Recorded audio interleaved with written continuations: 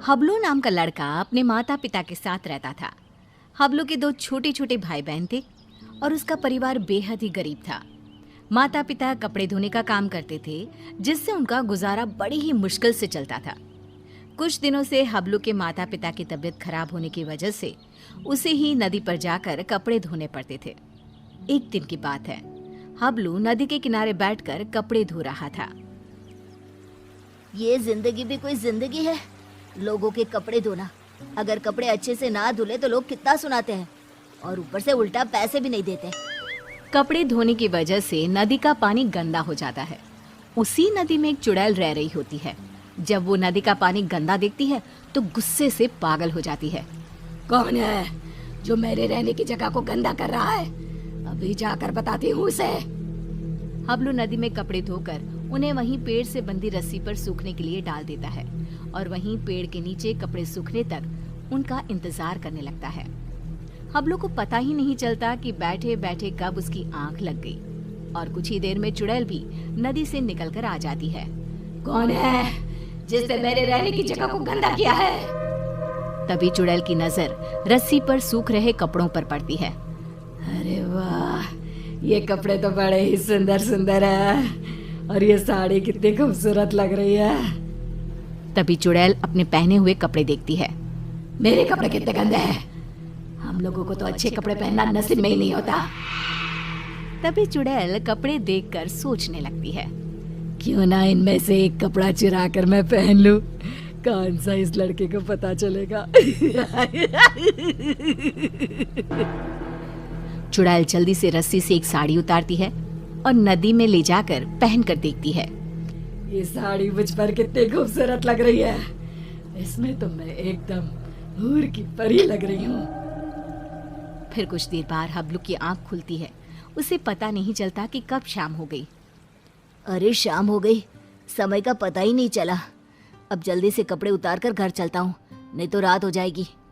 हबलू रस्सी से कपड़े उतार कर घर चला जाता है और घर जाकर कपड़ों की गिनती करके उन्हें एक गठरी में बांधने लगता है। 1 2 3 और ये 5 और ये 9, ये कैसे हो सकता है? मैंने तो 10 जोड़े कपड़े धोए थे, इनमें तो एक कम है। दोबारा गिनता हूँ, कहीं मुझसे कपड़े गिनने में भूल ना हो गई हो। हबलू एक एक करके दोबारा कपड़े गिनने लगता है, पर इस बार भी कपड़े 10 जोड़े की जगह 9 जोड़े थे। कपड़े कम होने की वजह से वो परेशान था। ये सब सोचते सोचते उसे कब नींद आ जाती है पता ही नहीं चलता। अगली सुबह हबलू फिर से कपड़े लेकर नदी पर धोने के लिए चला जाता है और जैसे ही वो कपड़े धोने लगता है, नदी का पानी कपड़े धोने की वजह से फिर से गंदा होता है।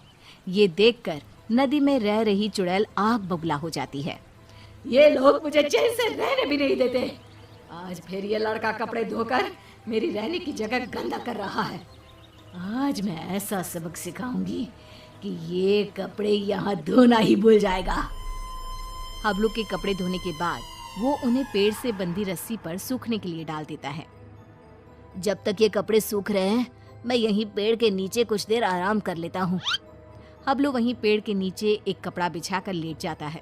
ठंडी ठंडी हवा चल रही थी तो लेटते ही उसे नींद आ जाती है और पता ही नहीं चलता कि कब उसकी आंख लग जाती है। कुछ देर बाद चुड़ैल भी नदी से निकलकर बाहर आ जाती है।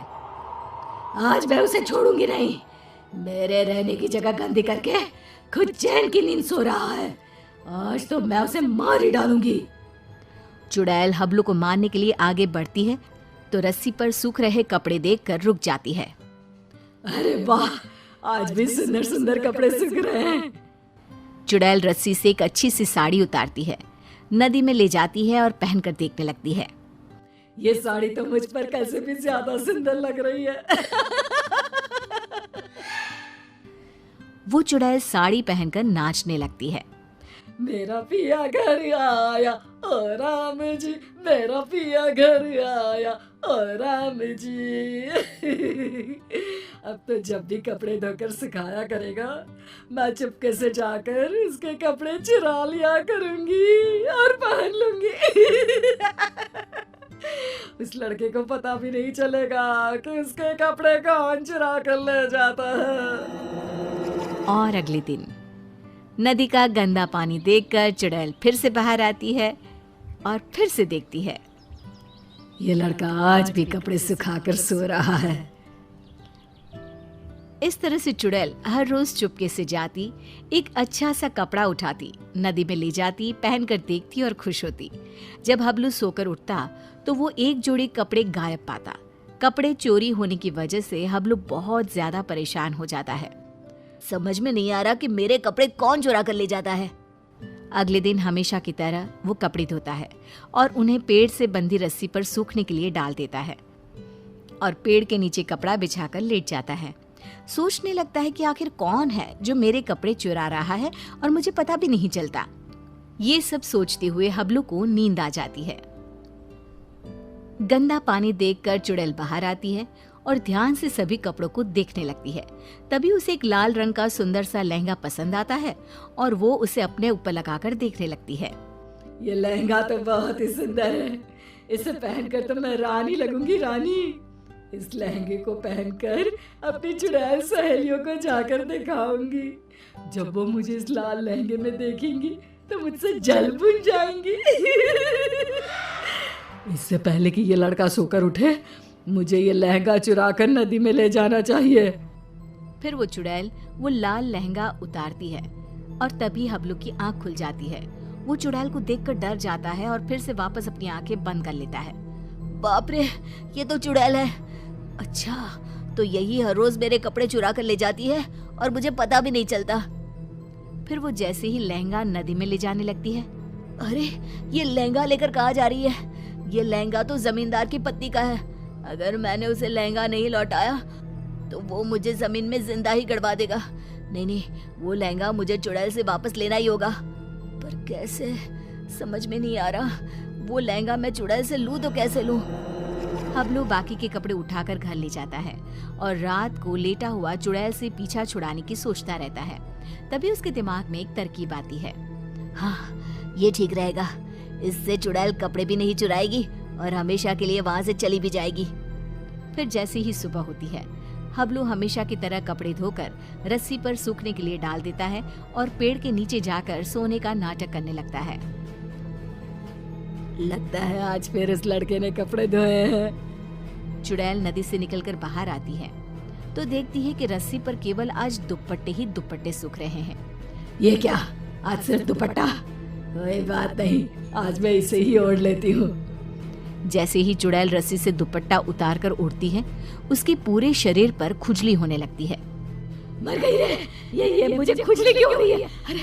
अरे कोई तो कुछ तो करो।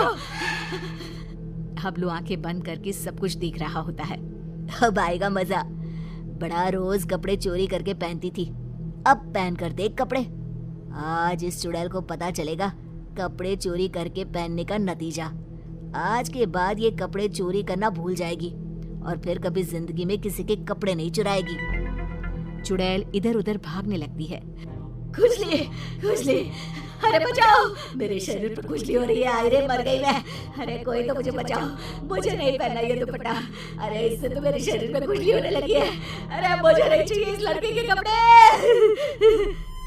और चुड़ैल नदी में जाती है और सारे कपड़े लाकर वहीं डालकर भाग जाती है। और फिर वो हबलू तो क्या, किसी और को भी कभी परेशान नहीं करती।